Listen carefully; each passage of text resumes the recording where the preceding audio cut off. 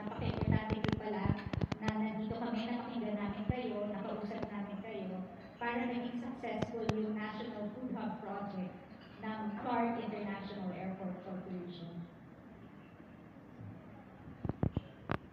Para maintindihan po natin ano yung kinalaman ng isang airport sa pagtayo ng isang national food hub, please allow me to explain a little bit further of what we do and why we're doing this.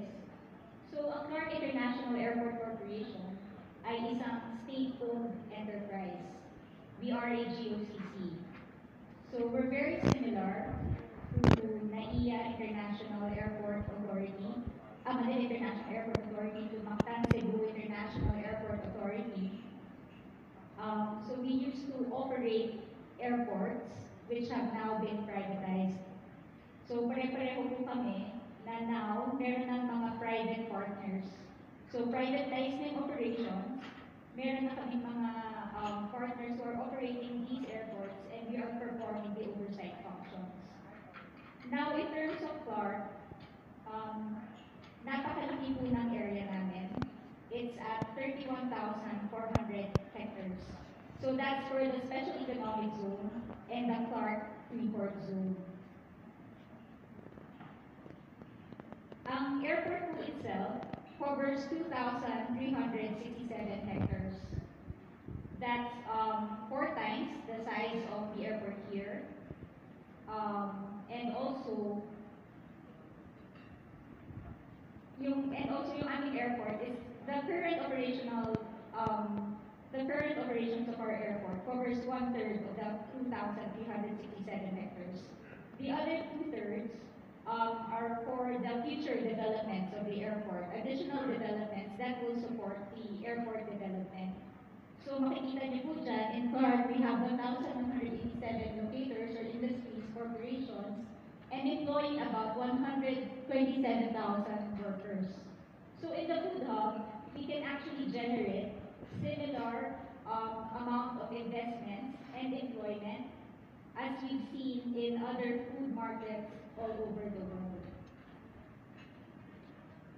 So yan po yung airport, and in terms of our role, in relation to our role in national economic growth, we are one of the agencies or subsidiaries of the Bases Conversion and Development Group that implements the privatization of former U.S. military base lands, kagaya ng nasa La Union, Baguio, Clark, Subic, and even yung mas renowned na Fort Bonifacio, which shows our expertise in building new cities. Now, ang airport sa NAIA is very near NAIA. We are about 100 kilometers away. And then there's this new airport, the New Manila International Airport, that will be built in Bulacan. And it's also a huge development. Now, how do we position ourselves?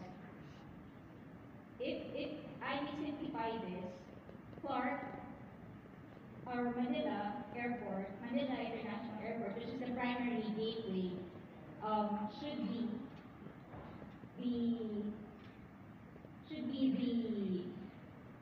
the premier gateway for passengers, while Clark should be the premier gateway for freight or cargo.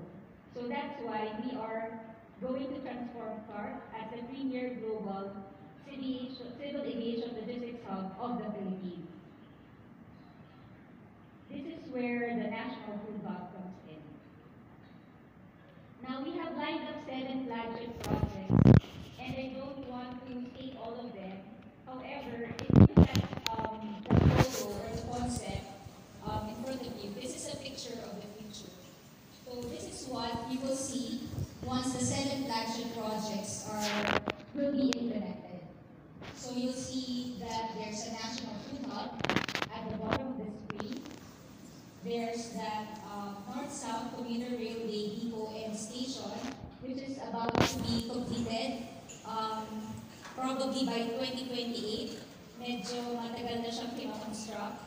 And then we have the new terminal building, which is already existing. Now, all the rest are future developments that we will be seeing pretty soon. We will also be building the first World Convention Center and Events Hub, which will be very much akin to what you see sa Dubai, sa Singapore, and in Germany, and all of these developments elsewhere. So we are going to make attractions so that Clark will become a destination. And we're going to build infrastructure that harnesses the strategic location of Clark. Kasi si Clark po nasa gitna siya ng different expressways, various expressways, the North Luzon Expressway, the Tarlac Pangasinan Laonan Expressway, the Subic Clark and Tarlac Expressway. So we are very strategic in location. We are not just an airport, but also we're also very near the seaport, Subic, which is also just one of the biggest. So we are at the heart of all of these infrastructure projects. All of these are available, and here comes the National Food Hub. Ano nga ba ang Food Hub? So the Food Hub, typically, it's a centrally located facility which should be managed with a business structure. So managed business structure po siya. And it will allow the aggregation, the sorting, storage, processing, marketing, and distribution of regional and local commodities, produce from farmers, growers, fisherfolk. So what do we aim to do? So napakaganda po ng presentations kanina. We're all looking at enhancing food production, improving quality of food, safety, in Visayas, even seeding, improving the quality of seeds. So we're also all about food security and basic standards at the logistics level. So in this centrally located facility, we also push for the modernization of agro-logistics. So hindi lang siya yung typical balitawak na bagsakan. We would also like to ensure na we will be able to uplift yung mga local farmers natin.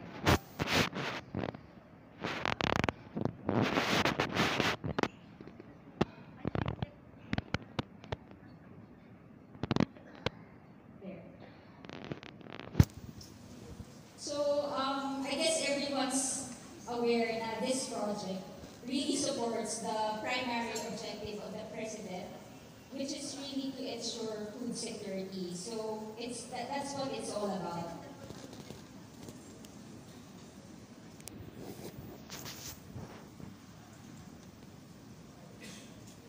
Now, if you look at where the commodities are, and I'm sure you're also aware, hindi lang po galing sa Luzon. Of course, there's Visayas and Mindanao. What we're trying to do with the Food Hub is to have a hub. So as a primary hub for all of the spokes. So ano po yung spokes? Yung spokes yung mga different agri-trading centers that will connect all of these products, of these produce sa mga pananim sa bawat probinsya. And it all starts from the farm. It goes to the agri-trading facility.